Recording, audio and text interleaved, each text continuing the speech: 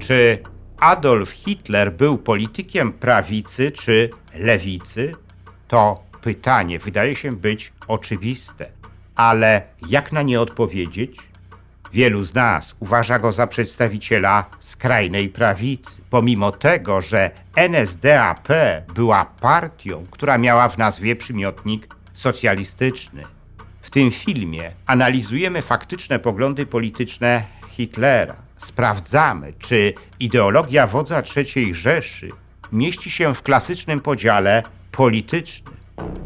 Jeśli spodoba się Wam ten film, udostępnijcie go znajomym, dajcie łapkę w górę, kliknijcie subskrybuj, a także wesprzyjcie kanał Zakazane Historie, za co z góry dziękuję. Złotymi patronami kanału są pan Andrzej Maciejewski z Alaski, pan Patryk Krupiński z Luksemburga oraz Centurion Finance ASI spółka akcyjna.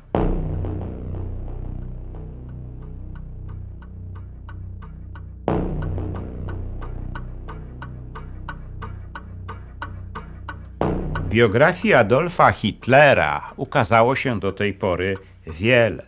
Jeszcze więcej mamy monografii na temat polityki wodza III Rzeszy. Ale żadna z nich nie odpowiada na najważniejsze pytanie: jakie idee głoszone przez Hitlera sprawiły, że w 1933 roku zdobył on w Niemczech władzę i przez 12 następnych lat stał na czele niemieckiego państwa, mając poparcie jego obywateli i to ze wszystkich klas społecznych. To najważniejsze pytanie, jakie w ogóle możemy postawić wobec Adolfa Hitlera.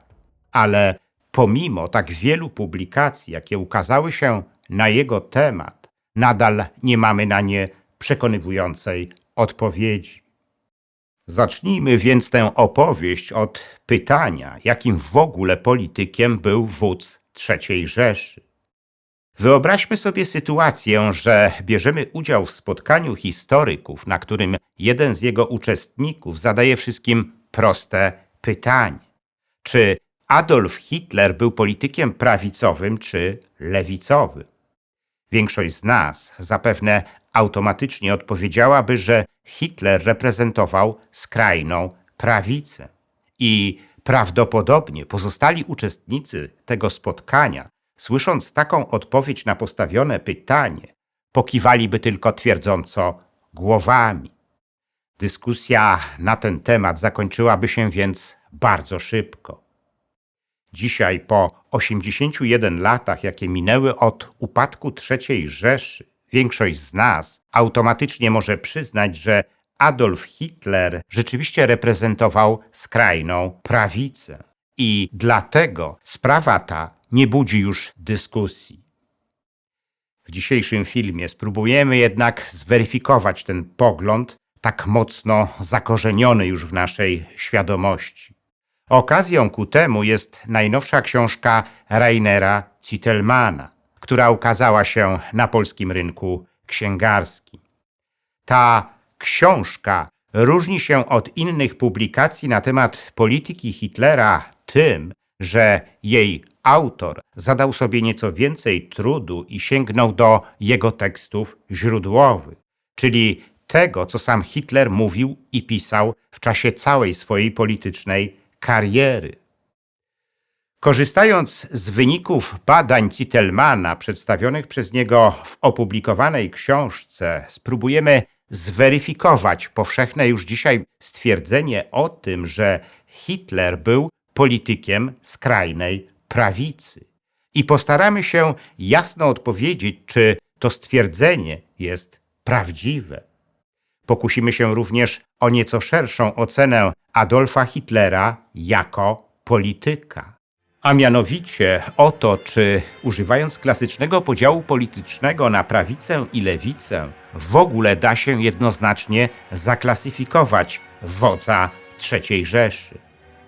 Aby to zrobić, warto skupić się wyłącznie na niezaprzeczalnych faktach, jakie wypływają ze wszystkich mów i pism Adolfa Hitlera. Zacznijmy więc od najważniejszych elementów składowych poglądów politycznych wodza III Rzeszy. Hitler na pewno był nacjonalistą i to w wersji bardzo skrajnej. Na pewno też był rasistą i to również w wersji skrajnej. Rasizm był zresztą fundamentem jego ideologii. Nie ulega również żadnej wątpliwości, że Hitler był także antykomunistą. Zwalczał zaciekle wszelkie partie lewicowe, zarówno socjaldemokratów, jak i komunistów. Po dojściu do władzy wysłał tysiące ich członków do obozów koncentracyjnych, a sam marksizm mianowany został przez niego największym politycznym wrogiem. Ale Hitler zwalczał lewicę nie dlatego, że gardził jej ideami, lecz dlatego, że widział w niej swojego najgroźniejszego rywala w walce o władzę.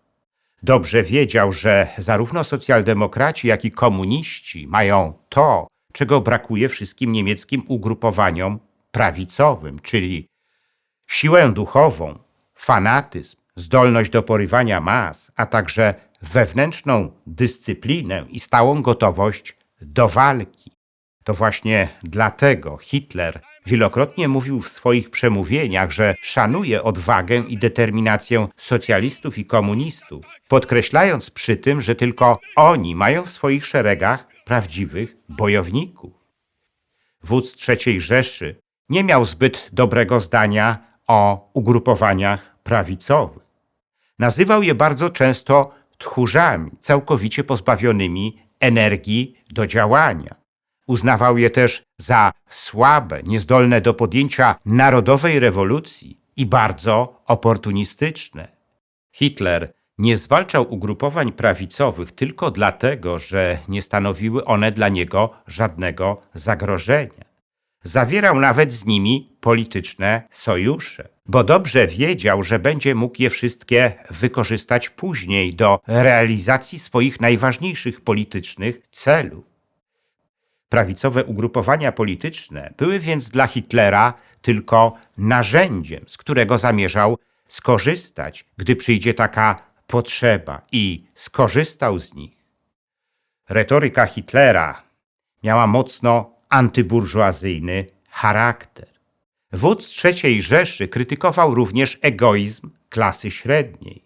Miał też obsesję na punkcie stworzenia nowego niemieckiego człowieka i nowego niemieckiego społeczeństwa, które stałoby się prawdziwą wspólnotą narodową.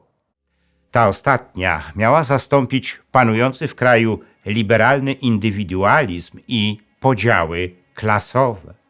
To właśnie perspektywa zbudowania takiej wspólnoty narodowej stała się dla Hitlera narzędziem do zdobywania poparcia społecznego i mobilizacji całego niemieckiego społeczeństwa. Według przywódcy III Rzeszy niemiecki naród miał stać się prawdziwą jednością, w której każdy obywatel podporządkuje się dobru całej zbiorowości. Przyznacie Państwo, że brzmi to mocno lewicowo, żeby nie powiedzieć, że pachnie nawet komunizmem. Tyle tylko, że Hitler jednocześnie odrzucał równość, głęboko wierząc w naturalną hierarchię wśród ludzi opartą na rasie i zdolnościach. W jego przekonaniu społeczeństwo winno się kształtować w wyniku brutalnej selekcji, a to można zakwalifikować jako darwinizm społeczny. W tym kontekście można by więc uznać poglądy Hitlera za prawicowe.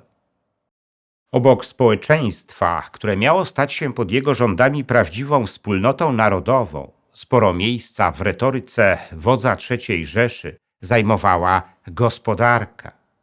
Wgłębiając się w jego przemówienia, można by powiedzieć, że miał on zdecydowanie prawicową wizję gospodarki.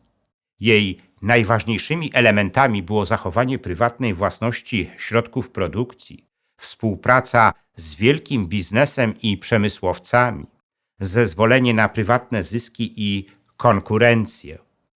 Nie miała być to też gospodarka w pełni planowa, tak jak było to u Sowietów. Tyle tylko, jak dowodzi w swojej książce Zitelmann, te wszystkie elementy nie były dla Hitlera celem samym w sobie, lecz stanowiły jedynie środki służące do osiągnięcia założonego przez niego celu. Wódz III Rzeszy doskonale bowiem zdawał sobie sprawę z tego, że współpraca z wielkim biznesem jest najskuteczniejszym narzędziem do budowy wymyślonej przez niego wspólnoty narodowej i militaryzacji kraju. Miała też zapewnić mu szybkie skonsolidowanie swojej władzy. Hitler chciał, aby państwo kontrolowało produkcję i mobilizowało społeczeństwo do ogólnonarodowego wysiłku. W późniejszych jego wystąpieniach można zauważyć już absolutną dominację polityki nad gospodarką, a także dostrzec jego przekonanie o wyższości gospodarki planowej, którą wcześniej odrzucał nad innymi modelami.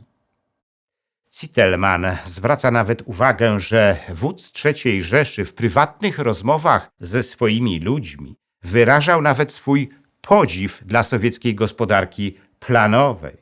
Żałował też, że nie poszedł dalej w nacjonalizacjach wielkich niemieckich przedsiębiorstw i nie posunął się dalej w centralnym planowaniu. Gospodarcze poglądy Hitlera są więc swoistym paradoksem, bo znajdujemy w nich zarówno elementy typowe dla socjalizmu, jak i elementy typowe dla kapitalizmu.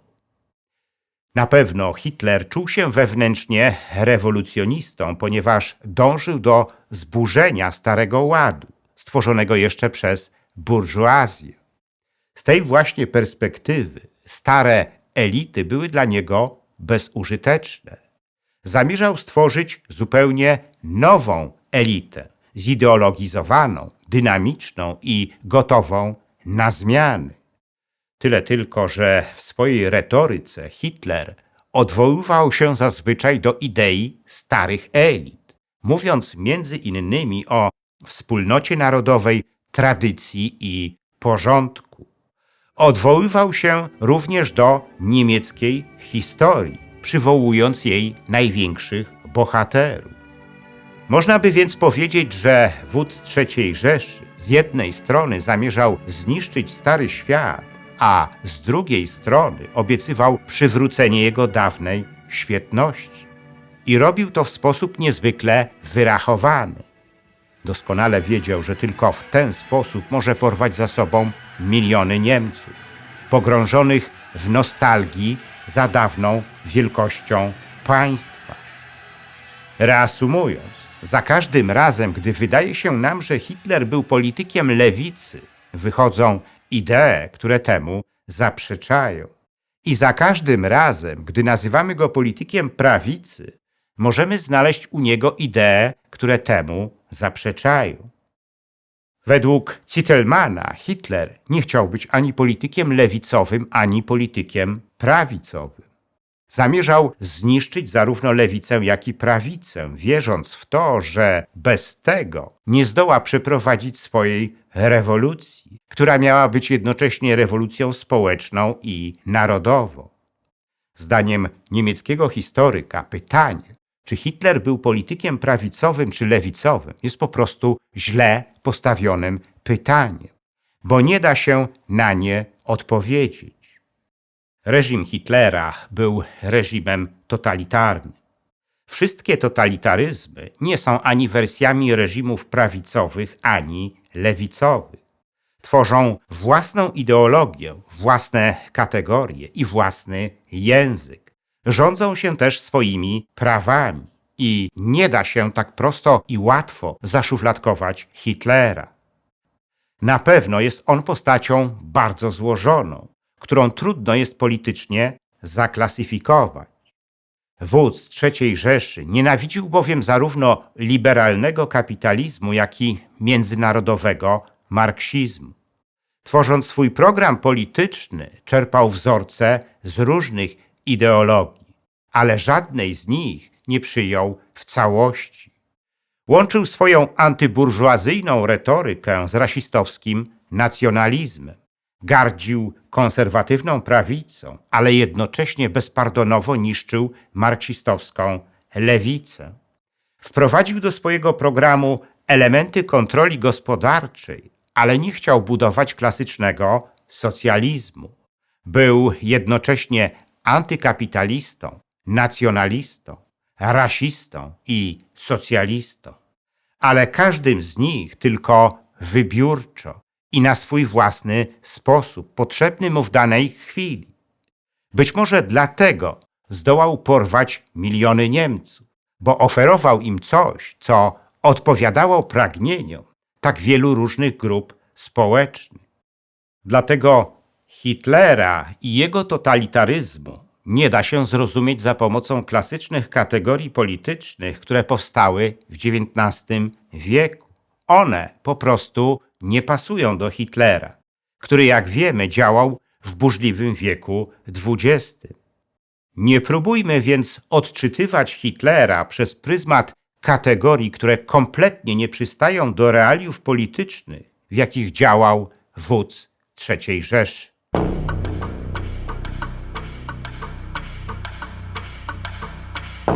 Czy Adolf Hitler był politykiem prawicowym czy lewicowym? Na to pytanie nie odpowiedział żaden z biografów wodza III Rzeszy. Odpowiedź na to pytanie znajdziecie w książce Rainera Zitelmana, która została wydana nakładem wydawnictwa Freedom Publishing. Z tej książki dowiecie się również, jakie idee najbardziej wpłynęły na sukces polityczny Hitlera. Dlatego właśnie warto ją przeczytać. Zakazana historia Sowietów to druga moja książka w serii wydawnictwa Fronda, którą warto przeczytać. Opowiadam w niej historię sowieckiego państwa, najbardziej zbrodniczego państwa w dziejach świata. Warto ją poznać, bo współczesna Rosja, jego spadkobierczyni, znowu dąży do podbicia narodu. Książkę można nabyć z moim autografem, a nawet możliwa jest osobista dedykacja.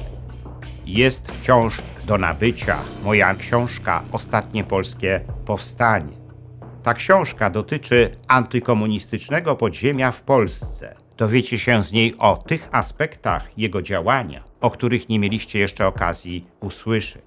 Jednym z nich jest rola sowieckiego NKWD w ostatecznym rozbiciu tego podziemia.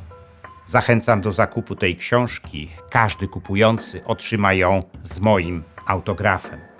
Dziękuję za liczne komentarze filmów na kanale Zakazane Historie i wpłaty.